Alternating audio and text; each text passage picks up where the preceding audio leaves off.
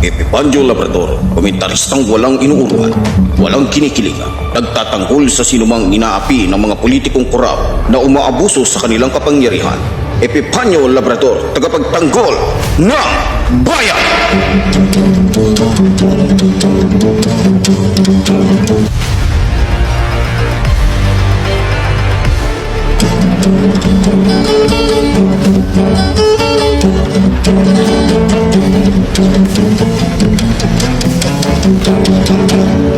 Okay mga minamahal ko mga kababayan, magandang umaga po sa inyong lahat.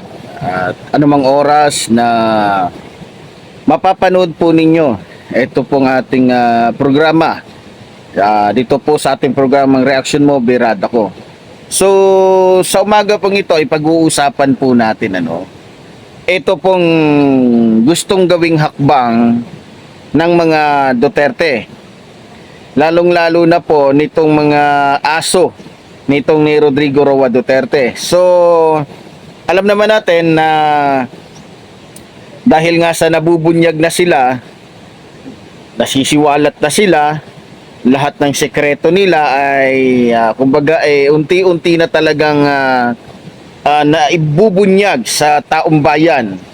At syempre, habang nabubunyag ito, natutuklasan ng taong bayan yung sikreto nilang matagal nilang tinabunan o matagal nilang kino-cover, lalong-lalo na po nung mga panahon na itong si Rodrigo Roa Duterte po ang ating Pangulo o Pangulo pa ng ating bansa. So ngayon na lalong-lalo na po doon sa pinahayag po ni Congressman Acop, talagang nanganganib po at talagang kabang-kaba po ang mga Duterte dito. Dahil sa tulad yun ng sinabi ko, dahil sa pinahayag po o sa mga inilalahad o sa mga natutuklasan o sa mga napapanood natin sa sinasagawang hearing po dyan sa Kamara, marami po sa mga kababayan natin ang unti-unti na pong nabubuksan yung kanilang mga kaisipan. Unti-unti na pong nabubuksan yung kanilang mga pananaw. Unti-unti na pong lumilinaw sa kanilang mga isipan kung ano yung katotohanan at ano yung hindi. So, kagaya po nung nangyari dito kay Rodrigo Roa Duterte, na kung titignan po ninyo, lagi po niyang sinasabi, galit ako sa droga. Galit na galit ako sa droga. So, kahit hindi tinatanong sa kanya, mapapansin nyo kahit hindi naman tinatanong sa kanya kung galit ba siya o hindi, yun ang lagi niyang kumbaga parang todo cover talaga siya. So, doon palang mahalata mo na kaya pala ganun yung estilo niya para hindi maamoy. Dahil alam niya na maaamoy at maaamoy ng mga Pilipino, lalong-lalo na ng ating mga congressman na nag-iimbestiga tungkol nga dito sa peking war on drugs ni Duterte. Talagang siya, todo defensive siya. Naalala nyo nung nagkaroon ng hearing doon sa Kamara, talagang dinidiin niya para sabihin ng taong bayan na ayos yan, okay yan kasi galit ka sa droga. Sino ba naman mga politiko ang ngayon, sino ba naman sa mga politiko natin dyan o mga mambabatas natin dyan sa Kamara ang hindi galit sa droga? Lahat yan galit, maliban lang ho dito kay Gloria Arroyo, maging dito kay Duterte, itong si Paulo, maging dito kay Marcoleta. So alam naman natin na mga yan talagang kumbaga magkakaisa yan, magkakapareho ng mga utak yan, mga dilis, di ba? So alam nyo mga minamahal ko mga kababayan, ito nga talagang galit na galit sila sa Quadcom kasi itong si Rodrigo Roa Duterte, akala niya habang buhay niya makukover yung sarili niya. Akala niya habang buhay niya mapagtatakpan yung katotohanan sa mata ng mga Pilipino. Kagaya niya, nakakahiya. Excuse me po. Nakakahiya, talagang pahiyang-pahiya sila dahil di ba galit siya sa droga. Doon pa lang kung titignan niyo talagang maigi, di ba? Kung titignan mo, galit ka sa droga pero barkada mo puro mga Chinese drug lords. Michael Yang, Alan Lim. Di ba? Michael Yang, tsaka Alan Lim. Ang alam ko kasi, ang isang taong matino, hindi nakikipagbarkada yan sa mga basagulero, hindi nakikipagbarkada yan sa mga magnanakaw, sa mga kriminal. Ang babarkadahin yan, yung kapareho niyang matino. So, sa madaling salita, hindi talaga pwedeng magsama yung mantika at tubig o yung langis at tubig. Talagang makikita mo pag nilagay mo sa isang lalagyan niya, maghihiwala yan. Bagamat nasa isang lalagyan sila. 'Di ba? So, sa madaling salita, hindi totoo. Kasi dapat, kung talagang galit si Rodrigo Roa Duterte sa droga, dapat sa mga magiging kaibigan pa lamang, biro mo, yung Chinese drug lords, ha? Yung Chinese drug lords, naging economic advisor pa natin, mantakin mo yan, ha? Imposible na hindi alam ni Rodrigo Roa Duterte na Chinese drug lords itong Chinese drug lord itong si Michael Yang na natuklasan ni Colonel Acerto. 'Di ba? At saka dito titignan niyo ha. Gusto ko lang sabihin sa inyo yung totoo. 'Di ba sabi ni Duterte, kontrolado niya ang Davao City. Sabi niya 'yon. 'Di ba? Kontrolado niya kasi dahil nga sa kanyang kumbaga sa kanyang pakikipagdigma kontra droga. So sabi niya, kontrolado niya ang buong Davao City kaya walang mga drug lords diyan. Walang mga addict, walang mga pusher, 'di ba? Pero natuklasan na mayroong Shabu Laboratory na kung saan nung nalaman na natuklasan itong Shabu Laboratory ito ng mga kapulisan, anong ginawa? Anong ginawa ni Duterte? Kinover niya agad. Yung mga tao Chinese doon na nagtatrabaho, pinapatay niya lahat yun. Pinapatay niya para walang makapagsalita kung sino yung o sino si Michael Yang. Kasi pag yung mga yun nahuli, malamang magsasalita yung mga yun. At lalabas ngayon dito si Michael Yang. Kinover agad ni Rodrigo Roa Duterte yun. Pinapatay lahat. Plano, kaya nga, di ba? Kaya nga nung nalaman ni Duterte na si Colonel Acerto ang nakatuklas na mayroong Shabu Laboratory sa niya, gusto rin niya patahimikin o ipapatay si Colonel Acerto kasi talagang di ba? Kasi tumutugma Tumutugma yung pag-iimbestiga ni Colonel Acerto na ito nga si Michael Yang ay drug lords.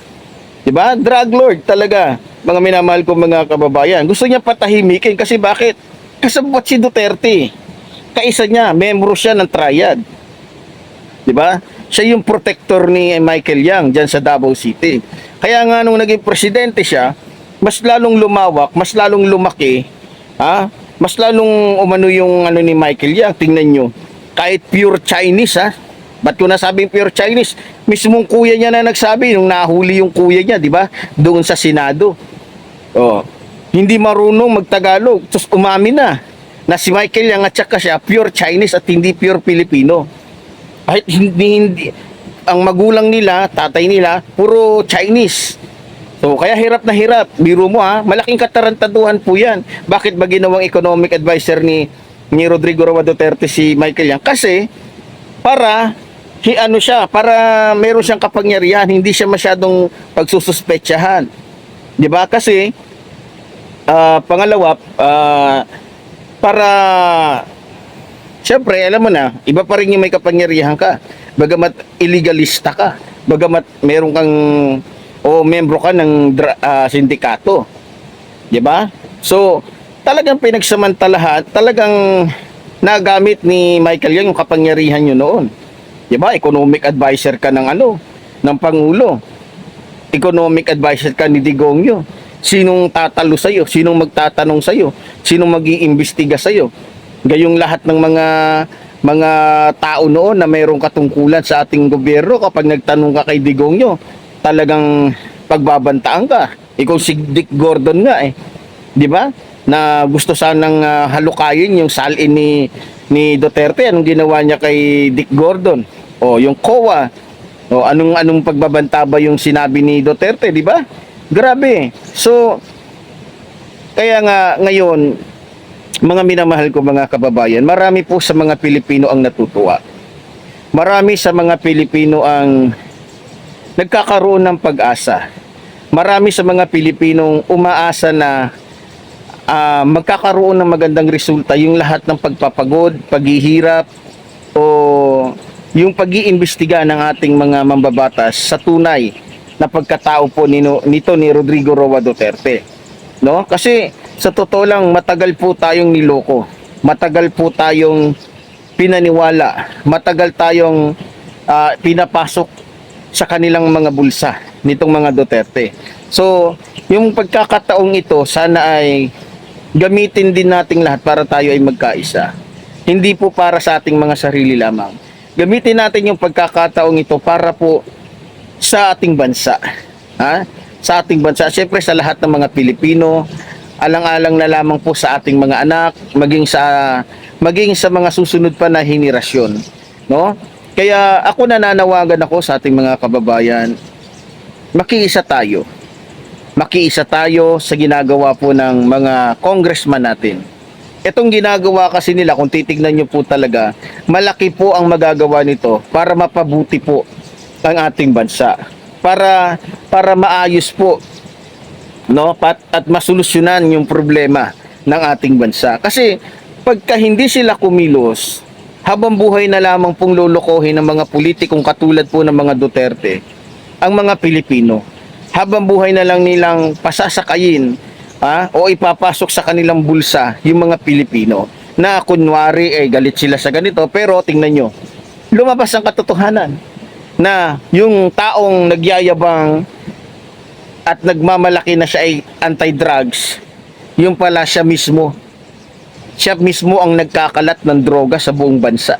Siya mismo ang protector ng mga drug lords. 'Di ba? Ang tawag nga sa kanya, para siya na yung pinaka-kingpin ng buong Pilipinas. Sa totoo lang. Kaya mga minamahal ko mga kababayan, sana po ay dumating yung oras na makita natin na talagang mapipilay na ho yung sindikatong kinabibilangan ho nito ni Rodrigo Roa Duterte o pinamumunuan ni Rodrigo Roa Duterte dito po sa ating bansa. Tingnan nyo, dahil sa talagang mabubuko itong si Michael Yang, pinatakas ni Duterte. Kasi talagang magsasalita yan pag naipit na yan. 'Di ba? So, ganun pa man, kahit pa anong gawin nila, natitiyak ko naman na pinaghandaan na rin yan ng ating mahal na Pangulo o pinaghandaan na rin yan ng mga congressman. So, lalong-lalo na ngayon na itong si Sara Duterte talagang sa ayot sa gusto niya, darating sa punto na makukulong at makukulong talaga siya dahil nga sa dami ng kanyang mga ginawang kasalanan. Isa na dyan yung pagbabanta, isa na dyan yung paninira, isa na dyan yung pagnanakaw sa pera ng taong bayan, di ba? So, ganun pa man, alam ko mananaig pa rin po ang hustisya, mananaig pa rin ang katarungan, mananaig pa rin ang gobyerno laban sa mga taong ang iniisip ay pang sarili lamang. So, doon po sa mga kababayan natin na naniniwala pa rin sa mga Duterte, mag-isip-isip po kayo. Gamitin ninyo yung inyong isipan. Huwag lang yung dahil gusto nyo lang. No. Dapat maging kayo, maprinsipyo kayo. Pag sa tingin ninyo, kahit iniidolo ninyo, pag nakita ninyong masama na yung ginagawa, 'di ba? Dapat maging totoo kayo. Maging kayo sa sarili nyo, manindigan kayo na ang tama dapat ay laging magiging tama. Hindi porket kayo kaibigan mo, hindi porket kilala mo, gusto mo, idol mo, kahit mali na, gusto mo pa rin, kumbaga pinipilit mo yung sarili mo na maging bulag kahit hindi ka naman bulag. Pinipilit mo yung sarili mo na maging bingi kahit hindi ka naman bingi. So, wag tayong ganon. So, maging maprinsipyo tayo. Maging totoo tayo, alang-alang po sa ating bansa, alang-alang po sa mga Pilipinong nangangailangan ng tunay na serbisyo mula po sa mga politikong mayroong tunay na pagmamahal sa ating inang bayan. So, muli po, tulad po ng sinasabi ng iyong lingkod, mabuhay po ang ating inang bayan, mabuhay po ang nagmamahal sa ating inang bayan. Maraming salamat po.